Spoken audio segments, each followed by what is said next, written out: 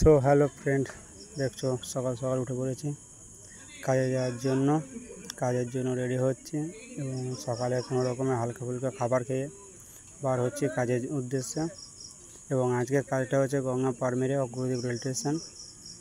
আর এখান থেকে আমি এখন আমার বাইকেই যাব, তাই বাইকের চাবি নিয়ে বার হয়ে পড়েছি গেটের সামনে।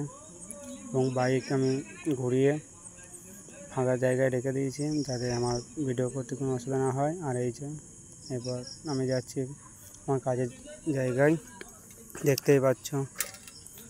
আর আজকে সকাল থেকে রোদটাও খুব অনেক বেশি ছিল এবং আমি লাস্ট পর্যন্ত আমার কাজের জায়গায় পৌঁছে যাই এবং ছক ফক ফেলে আমাদের কাজ বাঁধা শুরু করি। এবং দুপুরবেলা যখন আমাদের কাজটা বাঁধা প্রায় চলছিল, সেই টাইমে তুমি দেখতেই পাচ্ছ যে কতটা রোদ, এবং রোদের কারণে বারবার আমাদের ঘরে ছাঁ প্যানে উঠে আসতে হচ্ছিল।